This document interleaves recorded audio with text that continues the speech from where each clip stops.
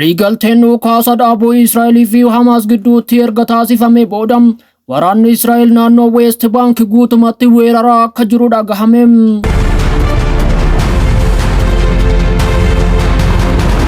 Pirezidaantiin Biraazil Lula da Silvaan waraanni daldalaa USA'n jalqabde biyya isaanii kan tuqxu taanaan haloo ba'uuf waadaa galaniiru.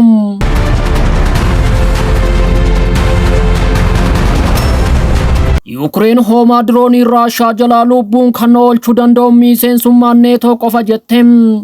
Dabalataanis halkan edaa qofa haleellaa diroonii 133 keessummeessuu ibsite. Odeeffannoowwan kana hunda isaanii bal'inaan kan isiniin geenyu ta'a.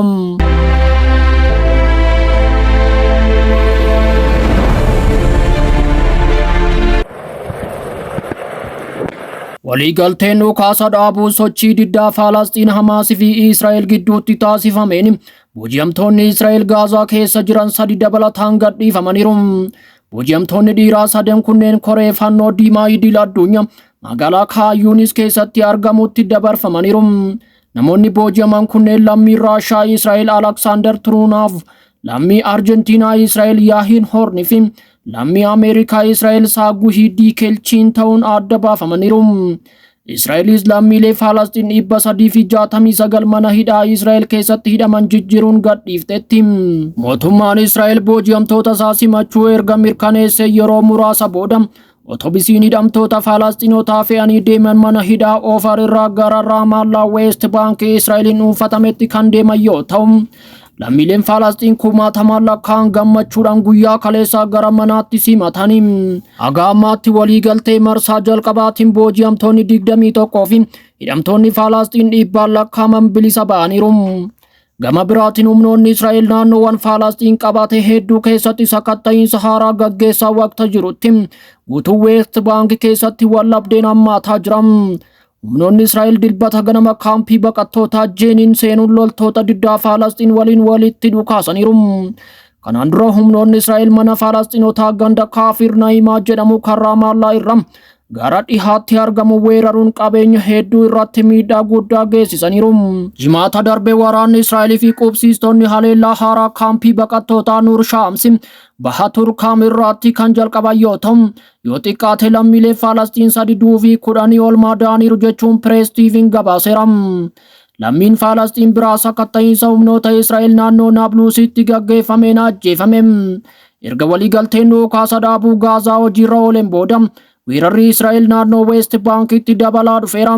Jalqaba bara kanaa irraa eegalee guutuu West Bank Israa'eliin dhuunfatame keessatti lammiileen Falastiin 80 ol ajjeefamaniiru.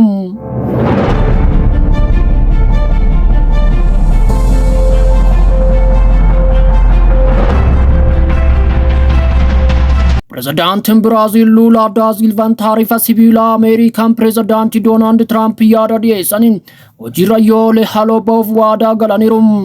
Pirezidaantii da Silvaan akka ibsanitti Biraazil sababa wallabdee USA waliin qabdu akkuma jirutti ta'e tarkaanfiin biyyattii irratti fudhatamu kamiyyuu tarkaanfii wal faana akka fudhatamu shakkiin qabu jedhaniiru. Dabalataanis sochii Ameerikaa bo'oo Paanaama, Giriinlaandii fi Gaazaa weeraruuf qophaa'aa jirtu qeeqaniiru. Torban darbe pirezidaantiin Ameerikaa Doonaald Tiraamp sadaasa 12 irraa eegalee sibiilotaa fi almuuniyeemii Ameerikaa seenan hunda irratti gibira galtee 25% akka kaffalamu ajajaniiru. Tiraamp tarkaanfiiwwan kunneen oomisha biyya keessaa guddisuuf kan kaayyeeffate ta'uu kaasaniiru. Gabaan alaa guddaan USA sibiilota Biraazil ta'uun isaa ni beekama.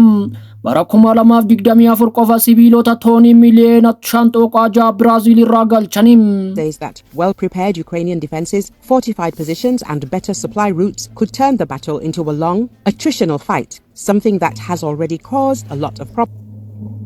Ukraine hoomaa diroonii Raashaa jalaa lubbuun kan oolchuu danda'u miseensummaan neetoo qofa jette. Dabalataanis halkan edaa qofa haleellaa diroonii 133 keessummeessuu ibsite. Pirezidaantii Ukraine Volodymyr Zelenskyy akka jedhanitti dirooniin Raashaa caasaa warshaa niikuleeraa Chaarnoobol keessatti raadiyeeshinii to'achuuf ijaarame rukute. Ibiddi erga dhaamee sadarkaan raadiyeeshinii idilee ta'ee booda haalli kun tasgabbaa ta'uus ibsaniiru. Dhaabbanni humna atoomii idil addunyaa dhoo'insa kana mirkaneeffadhe jedhe.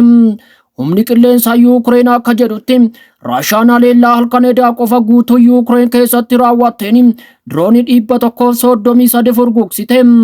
Ministeerri ittisaa Raashaa akka jedhetti ammoo humnoonni isaa qubsuma sarara fuulduraan lama Yuukireen bahaa naannoo Dooneetskii fi ganda naannichaa keessatti magaalaa Kuraakoof ala jiru to'achuu isaa ibseera.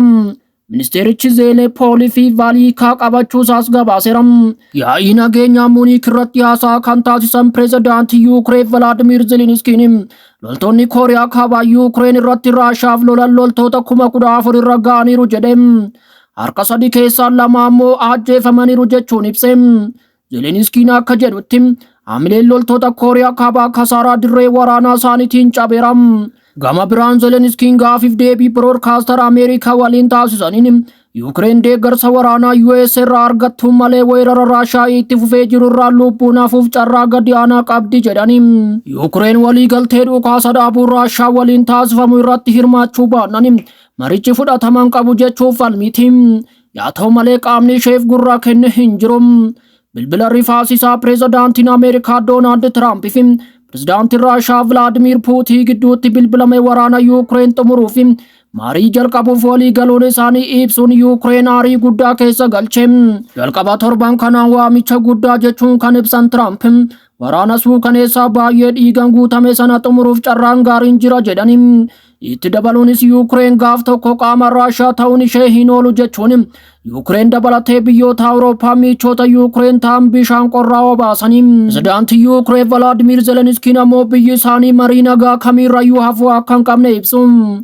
Biyyoonni michoota Awurooppaa maalummaa waamicha kanaa waan ajaa'ibsiifatan fakkaata.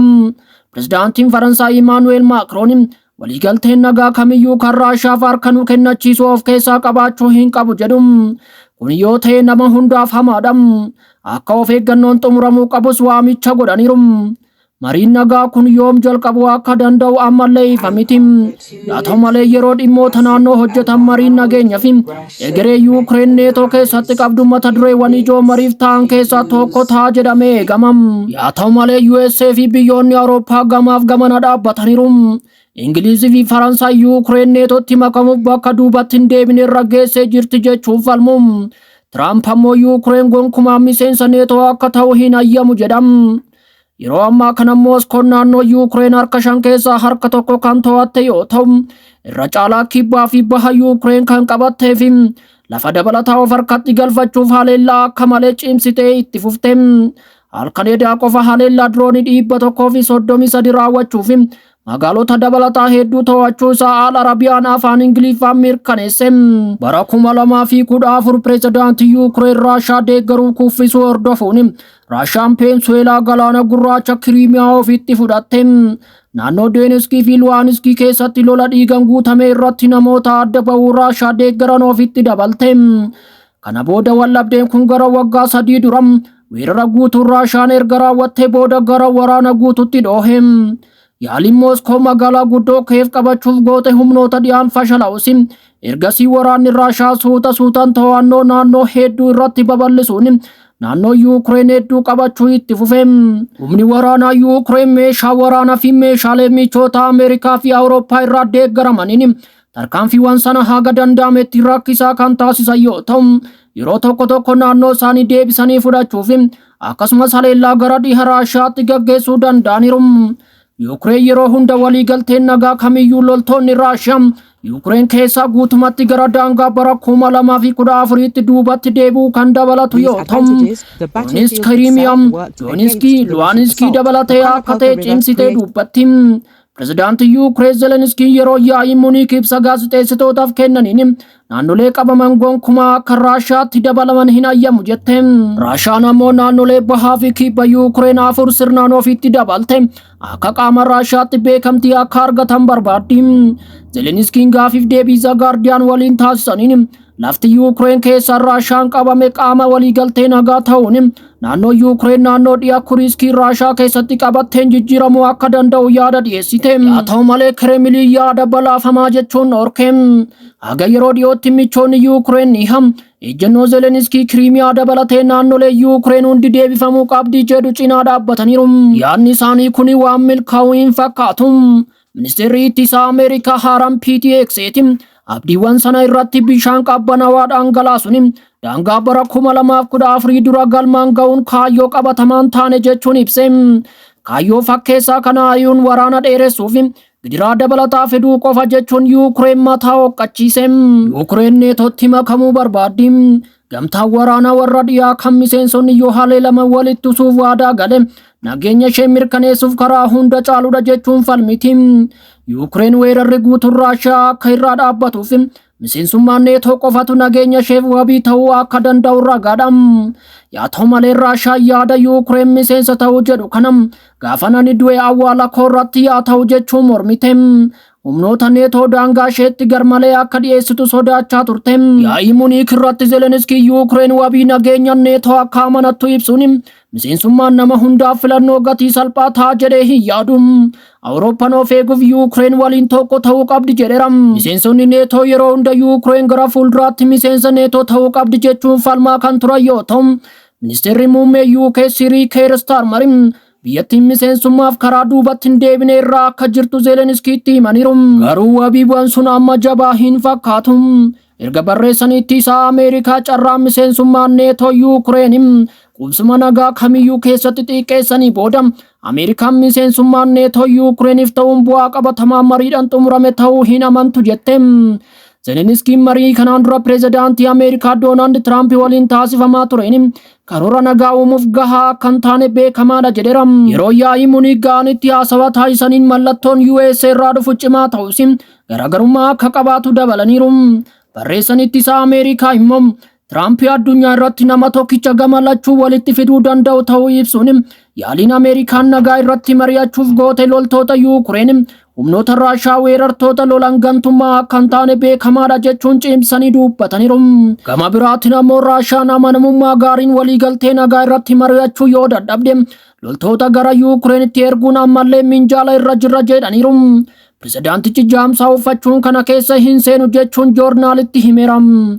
Ji'a waxabajjii keessa Zelenskiin karoora injifannoo isaa paarlaamaa Yuukireenitti kan kaa'e yoo ta'u, kunis qabxiilee ijoo kanneen akka miseensummaa neetoo Ameerikaa fi gamtaa Awurooppaa waliin ta'uun qabeenya uumamaa murteessaa ta'uu eeguu fi Raashiyaa karaa paakeejii tarsiimoo ofirraa ittisuuf niikuleeramaan taane dachee Yuukireen irratti bobbaafameen to'achuu kan dabalatu ture.